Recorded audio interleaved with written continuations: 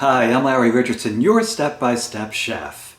Now, my production team told me I needed to put a little bit more of myself into these cooking videos. They said I need to really relate a lot better with my audience. So here goes. I guess I'll try a confessional. I hate soggy nachos. Absolutely despise soggy nachos. I'm opening my heart to you.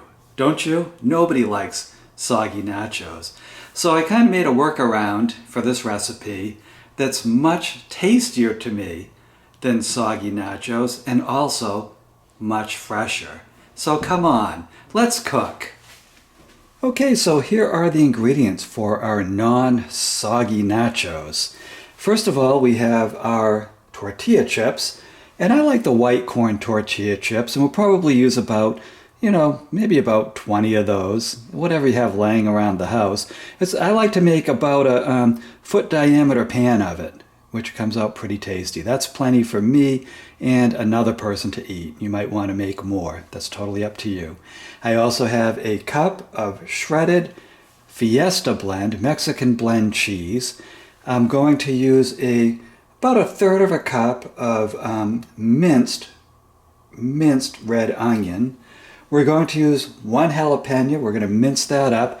If you don't like it hot, you can leave that out completely. And you might want to substitute green bell pepper or sweet red pepper for the jalapeno if you don't like a lot of heat in your nachos. We're going to chop up these Campari tomatoes, or any tomatoes you have, until you have about a half a cup, maybe 2/3 of a cup of tomato. We're also going to take the seeds out of that, and that way it will be, and seeds and pulp, and that way it will not be soggy. That's the secret to non-soggy nachos. And then we're going to finely chop, just about mince, about a quarter cup of cilantro. And the point of all of this, if you haven't guessed already, is we're making a salsa. We're basically making a salsa without a lot of liquid. So the nachos stay particularly dry. So let me show you how to put all this together. And the first thing we'll do is layer our tortilla chips.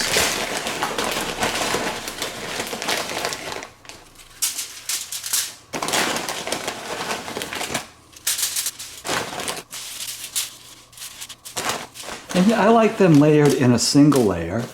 I don't like to make a thick layer because then you end up with a lot of chips underneath that don't have all the other flavor. And I think I'm going over our 20 chip limit. I was just taking a wild guess, and I guess I failed. But if I had much larger tortilla chips, it would only take 15 or 20. So just use what you got. But what I like to do is try to spread them out so that you don't see a lot of the aluminum on this baking pan, this flat pizza pan.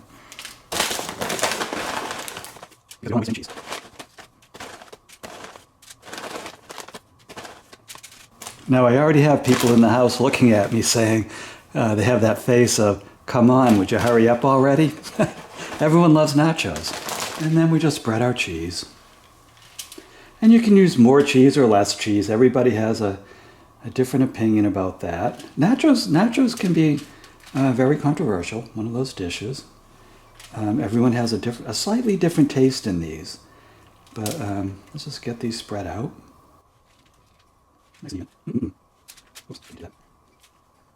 Okay, and then I'm just going to shift this aside, and then we'll prepare our vegetables.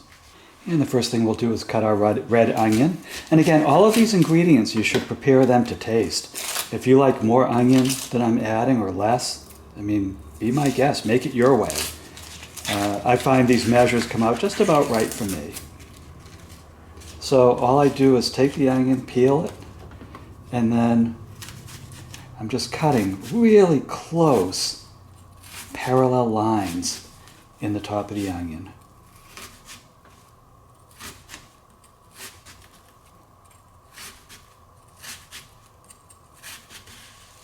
Okay, and then I'm going perpendicular. So I'm cutting little squares on the top of the onion.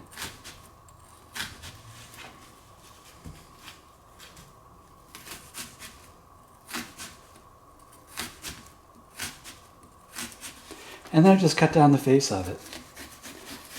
And that will give us the size onion that we're looking for. I'll show you in 1 second.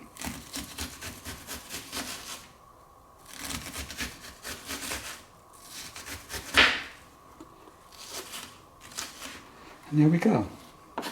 Here's our onion.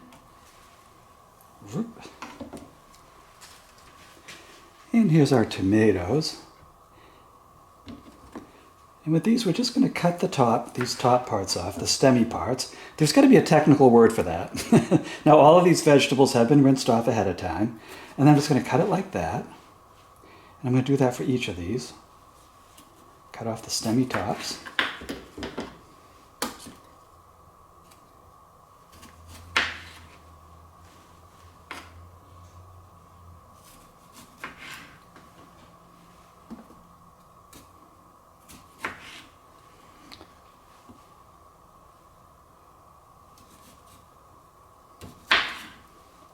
And you can use any kind of tomato you have. I just love these Camparis because they're very sweet. And then what I'm going to do is just go over to the sink and just rinse the seeds and pulp out of these.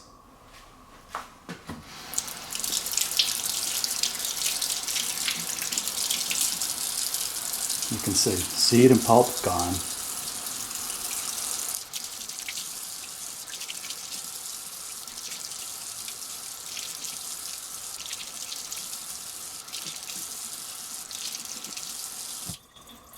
And then all we're going to do is just dice the tomatoes. So I just went that way and I'm going this way. And you can mince them if you want. You can make it even a finer slice. But it's a pretty simple dish to make. But it's worth it. The payoff to me is enormous. Not to have the weird taste that some salsas have, commercial salsas. Kind of that vinegary taste. I love the fresh taste from this dish. And there's so many different things you can do with it. I mean, if you want, you can take a look at my taco seasoning recipe. You can make some ground beef to throw on top of this. Just make sure if you do it that the ground beef is good and drained, so that you don't end up adding a lot of hamburger grease to the dish. Because then you will end up defeating our purpose, which is non-soggy nachos.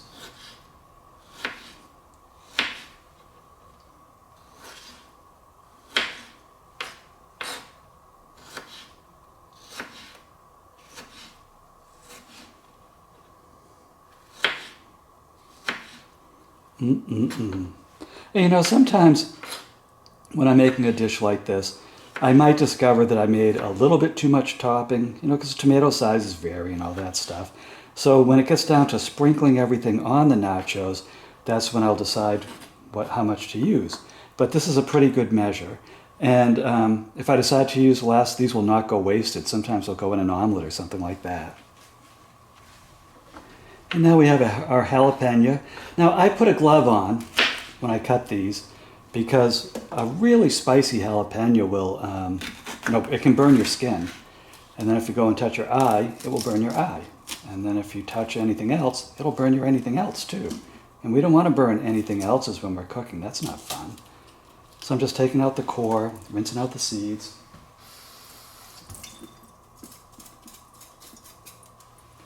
And then we'll just finely mince this. And again, the jalapeno is totally optional. You can use it or not, depending on whether you like heat or not. I mean, some people would probably make this with some sweet red pepper or something like that as a substitute.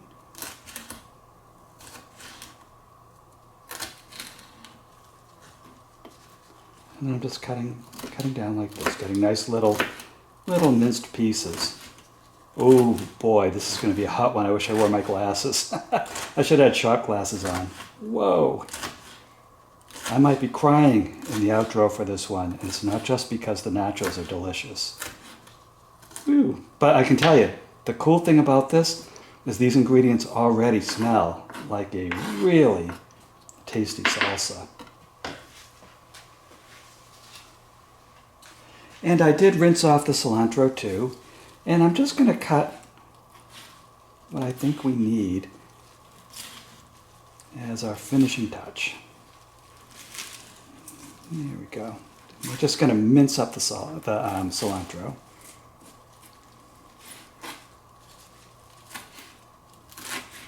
I love cilantro. What a fresh, unique aroma.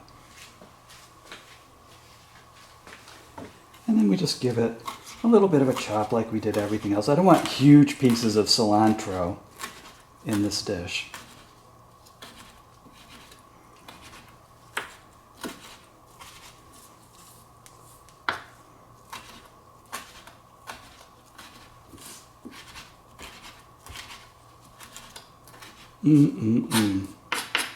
Okay. And we sprinkle on the ingredients. So here's our onions.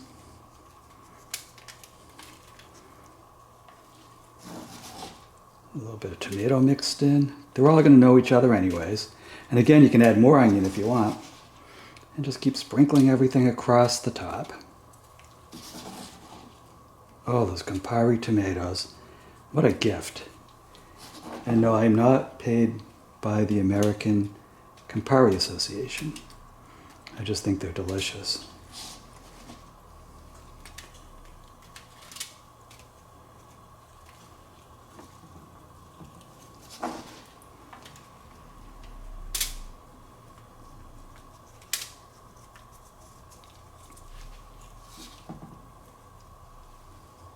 Here comes the cilantro.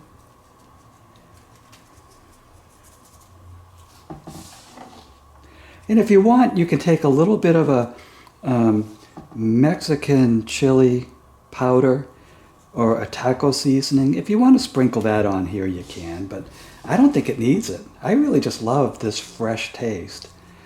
It's kind of like a salsa pizza when it's done.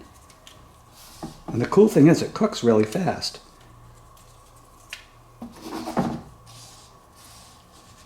So what I'm going to do now is I'm going to put my broiler on with the rack in the top position, and I'm going to broil this for about 3 minutes. Get that cheese nice and melted, get the heat into the chips and the topping, and it should be done.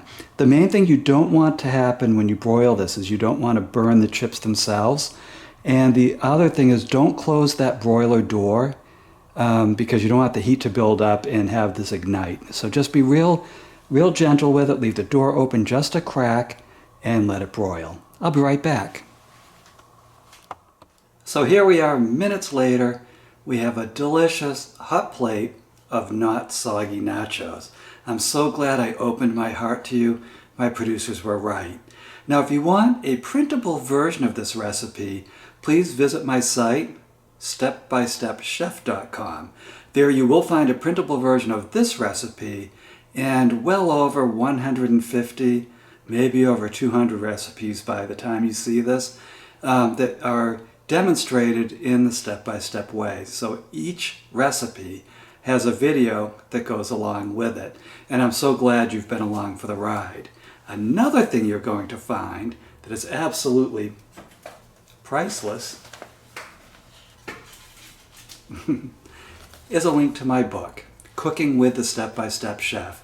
And I update this just about every November with whatever I've been cooking in the previous year. So you'll always have a nice collection of recipes for breakfast, lunch, dinners, and even a few snacks and treats like this nacho deal.